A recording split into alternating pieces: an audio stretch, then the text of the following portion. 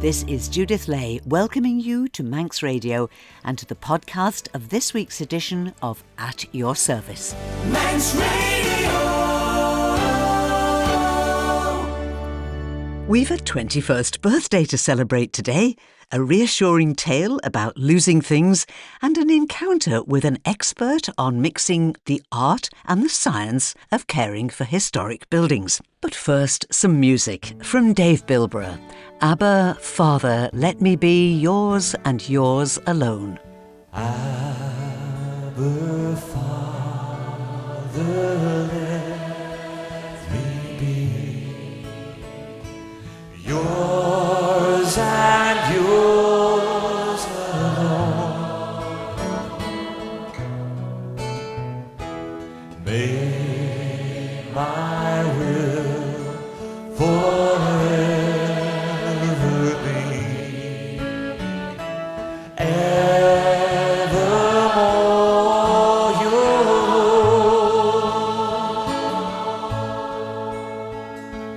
Never let my heart grow cold. Never let me go. Abba, Father, let me be yours and yours alone.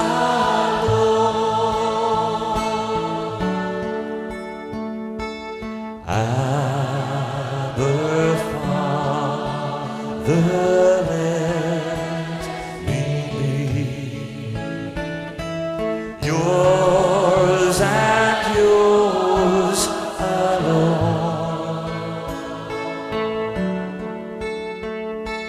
May my will forever be evermore yours.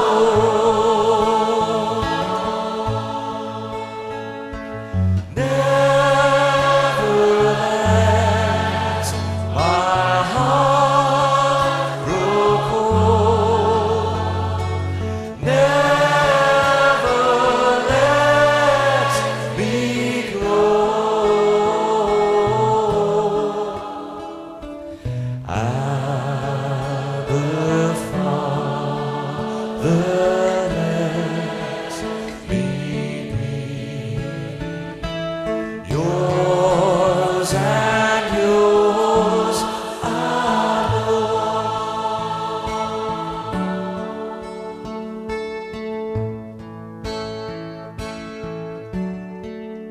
Music from singer, songwriter and worship leader Dave Bilborough. Our first feature today deals with that 21st birthday. Well, it's actually an event, not a person. Praying the Keeills week that starts next Saturday is now in its 21st year, offering us a week-long programme of opportunities to explore the tiny ruined chapels or keels that have dotted our island landscape for over 1,000 years. Praying the Keeills Week is organised by an enthusiastic team drawn from various church backgrounds, and two of their members, Catherine Wareing and Phil Craine, join me now to remind us what Praying the Keeills Week is all about. Credit should go to Bishop Graham Knowles, who was our bishop in 2006. And he said, look, you've got these wonderful ancient chapels here called Keeills, and let's do something to use them, to visit them, to pray in them, to be silent in them, to, in a sense, reclaim them. And so under his initiative, you know, it takes a come over to do these things sometimes. We gathered together a small group, and so far, with God's grace, it has stood the test of time, and here we are today. And I think it can appeal to people of all churchmanships, but people who are maybe from outside the church, who've been let down by the church, who might sort of think, okay, this sounds interesting. It's a gentle way in to explore again. And these remains of these wayside shrines, these little chapels, are in some very beautiful places, and some of them are on private land. And the committee negotiates access just for this week So it is an opportunity to see quite special things. Yeah, I think for everybody it's really just a chance to meet other people, to relax in the Manx countryside and maybe put our worries to one side, and to get out in the glory of creation, especially this time of year.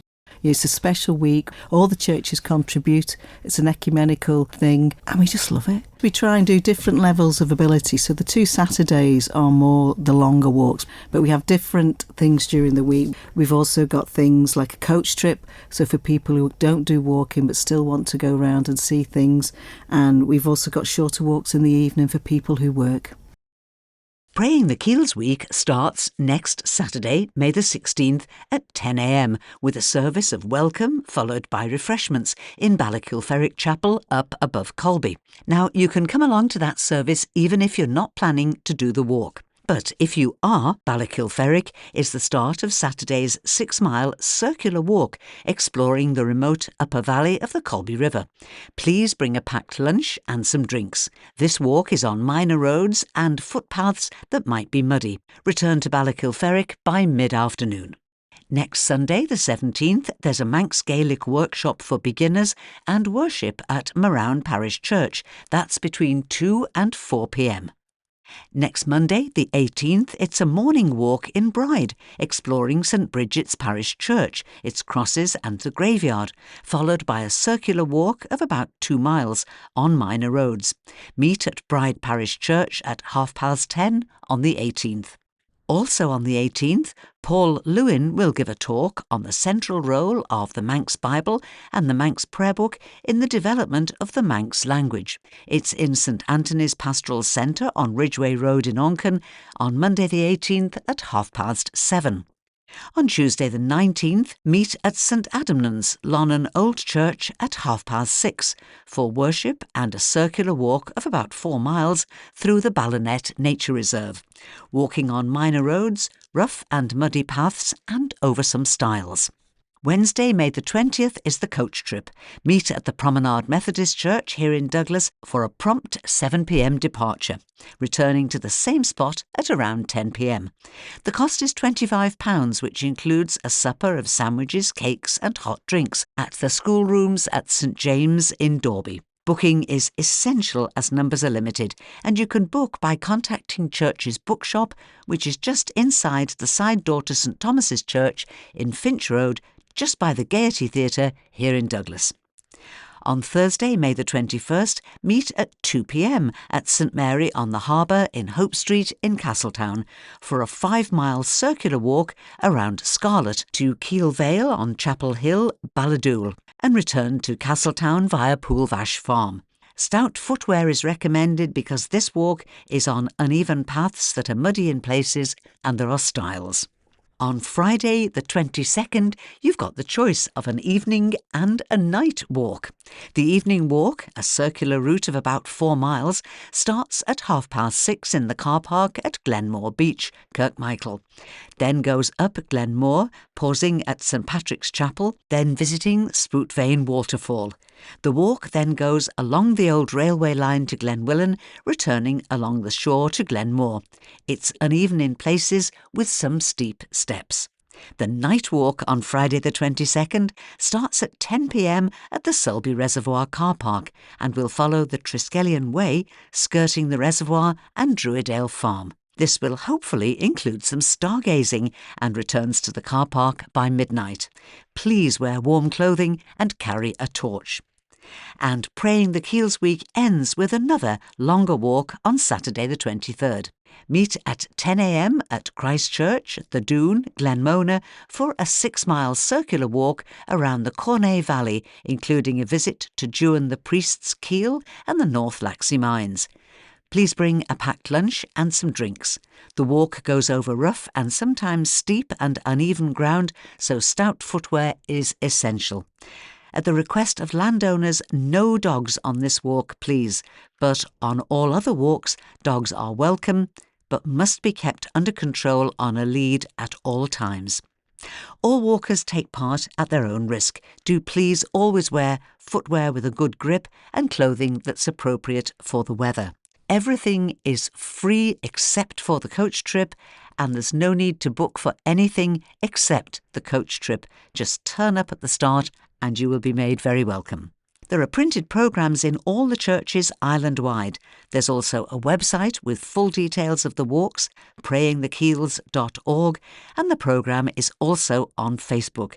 Just go to facebook.com and search for Praying the Keeills. And Keeills is spelt with 2 E's and 2 L's. Keeills.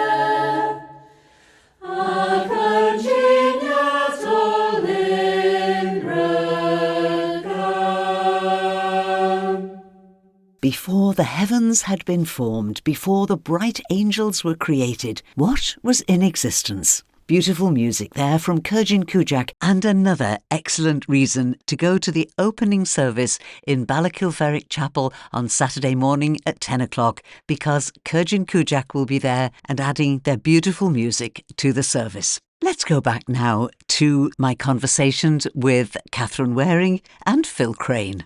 You've been involved with this for a few years. Yes. So what is it that you love about it? What does it give to your spiritual life? I think it gives me time to pause because it's walking at a different pace and in different environments. I mean, I love the people we meet. You know, the conversations that you have are very different on the Keeills week. I love the Isle of Man. I love the flora and the fauna. The bluebells are out. You'll see a lot of the gorse out. It's absolutely beautiful time of year to walk around areas of the Isle of Man that you seldom get a chance to go. These are not walks to race. We'll be walking at the pace of the slowest, and that gives us time to reflect, as I mentioned, to be open our senses to creation all around, but also to pause in one or two places for a poem or a prayer or reflection. One thing we do on one or two Keeills walks is just walking a mile or so in silence, and that heightens our awareness of creation all around. There is a camaraderie, I think, that walking engenders, and particularly when you've got time to reflect with each other. It's that shared experience and meeting God in different ways, really. For walk leader Phil Craine, these Bible verses sum up his feelings. Words from the Message version of the Gospel of St. Matthew, chapter 11. Are you tired, worn out, burned out on religion, come to me, get away with me, and you'll recover your life. I'll show you how to make a real rest. Walk with me and work with me. Watch how I do it. Learn the unforced rhythms of grace. I won't lay anything heavy or ill-fitting on you. Keep company with me, and you'll learn to live freely and lightly.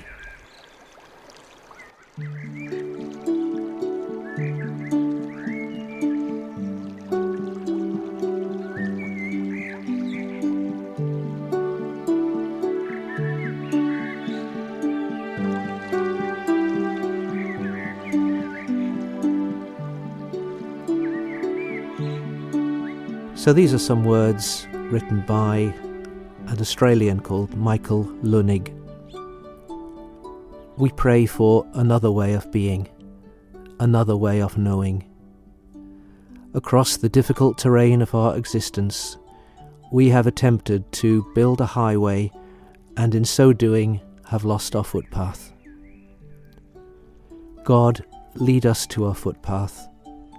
Lead us there where, in simplicity, we may move at the speed of natural creatures and feel the earth's love beneath our feet. Lead us there where, step by step, we may feel the movement of creation in our hearts. And lead us there where, side by side, we may feel the embrace of the common soul. Nothing can be loved at speed.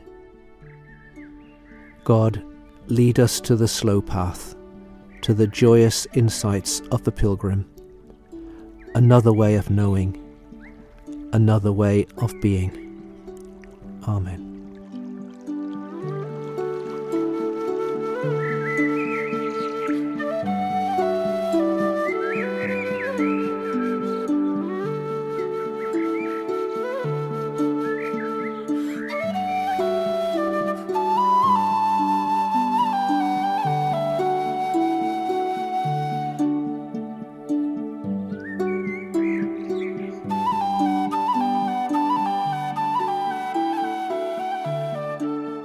Thank you, Phil Craine and Catherine Wareing, talking about Praying the Keeills Week that starts next Saturday. Recently, I was invited to go to Bishop's Court to meet Tobit Curteis, who was looking at the restoration work there. Just one stop on a brief tour of a number of buildings, largely churches, that he made during a short stay on the island. But this wasn't his first visit. That was 25 years ago, as you'll hear during this conversation.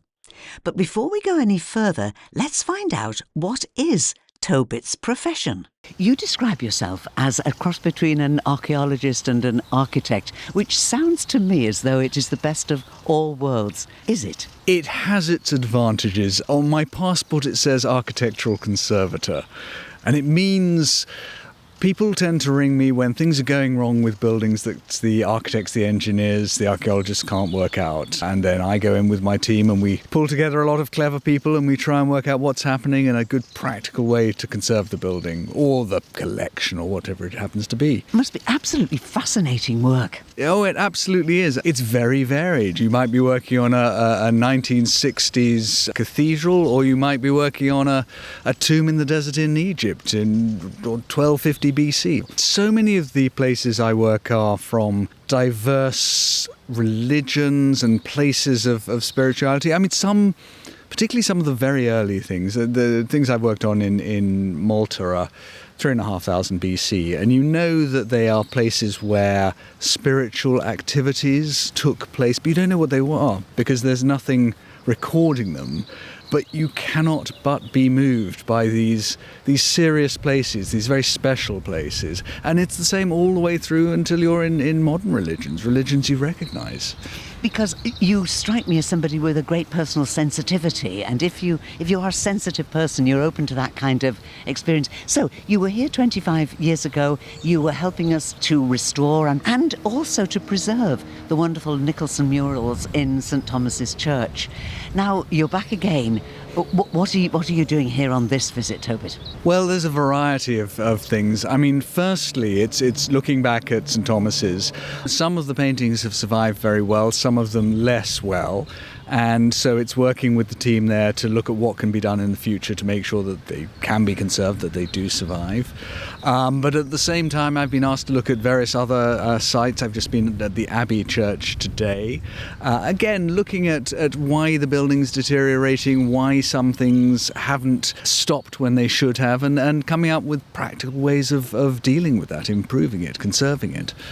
It's wonderful to have that knowledge, but the challenge also is the finances. Sometimes it might be quite a straightforward solution that maybe people haven't spotted, because we can be too close to a problem, can't we? When it's our church, our stately home, our art collection, you need somebody to come with your expertise and say, how about this? Well, I think you talk about two very important things there. One is coming in with a fresh set of eyes, and it's very important. I'm often coming into other people's worlds, other people's cultures, and I have to learn as much about what they are doing and what they're thinking about their buildings as I am contributing. But coming in with that fresh perspective can be terribly helpful. But then there's the whole, the finances thing, the money thing. It's a challenge wherever you are. I have never worked on projects where that is easy. But if there's an advantage to that, it's that it sharpens the mind. You can't do everything you want to. So you've got to work out what is feasible, what is possible, what is practical. And although it is frustrating, it's actually quite a good discipline. And it also helps you come up with solutions which are going to be sustainable, by which I mean they will survive for a long time. The local people will be able to look after them and maintain the buildings in a particular way for a long time. That's very important. Now, here on the island, of course, we're full of island pride, and we think that we've got in our church buildings particularly lots of variety, lots of different ideas when the churches were created. I know it's only a very short visit, but I know you've been taken around to lots of different places. But do you feel that there's a lot of variety here? There certainly is. I mean, it's very interesting when you are dealing with a collection of buildings which range from the Neolithic all the way through the medieval period, and then with the sudden sort of enormous emergence of church architecture in the 19th century. Sometimes that dominates what people might think about Isle of Man ecclesiastical architecture, because there's so much of it and so much of it survives. But of course here you have an immensely wide range of buildings, and I think they're little known outside the island. Now, the Archbishop of York is encouraging this to be a year of pilgrimage. And whilst it's coming from the Church of England, it's something that can embrace all denominations. And do you think, having had this little snapshot look at the island, would you encourage people to get out and walk about and explore and use this year to make their own little pilgrimages and explore, even if it's just their own area? Absolutely. I mean, I think people are unfamiliar with churches now. They're not as commonly visited places as they used to be. And when people do come into their churches and realise what a complete and wonderful collection of both buildings and artefacts and objects there are, they are amazed. And I think if it encourages more people to try that out and to go through that sort of slightly dark, forbidding door that they haven't before, that can only be a good thing. Thank you, Tobit Curteis, architect and archaeologist. And let's have a final word from author, broadcaster and friend of this programme, Richard Littledale. He's got a story for us all about answered prayer. So I lost a vital set of keys this evening. It has my back door key and my office key and my shed key. Now, I'd had them earlier on when I was up in the office writing, but I cannot for the life of me find them. So I'm looking everywhere. I get to that sort of desperate stage where I'm checking the fridge, the freezer, the dishwasher. I emptied the bin, looked everywhere, all of this with a dog standing in front of me, staring at me and thinking like something exciting was going to happen, me having to shove her out of the way. Absolutely no sign anywhere. So I prayed aloud to God and said, please, please, will you help me find them? And thought, well, I'll carry on with the water and the gardening. So I thought I'd water the other half of the plants that I hadn't given any plant food to last night. So I'm working my way around and I spot two weeds, which must have been at least 2 foot and possibly 3 foot high, that I swear to you were not there yesterday. So I pulled them out. They were very easy to remove, and I carried them to the garden bin, lifted up the lid of said bin, and what do you think was inside? I must have had them in my hand when I was trimming off a random bit of foliage earlier and dropped them when I opened the secateurs. Anyway, there we are. There's an answer to prayer. Thank God for weeds, or at least tonight anyway.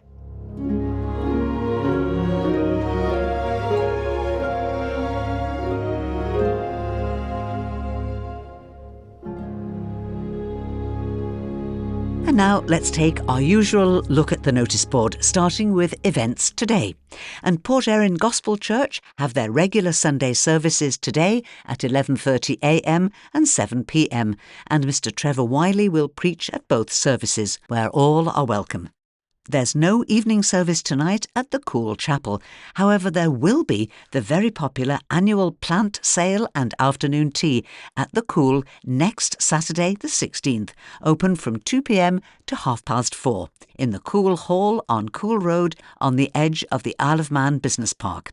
There'll be lots of bedding plants grown from seed, and there'll be a cake stall. Admission is just £5, including afternoon tea.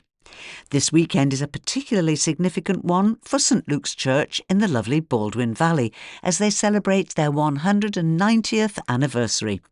The celebrations started yesterday and continue this evening, when there's a special anniversary service at which Bishop Tricia will preach and the organist will be Kath Blackburn.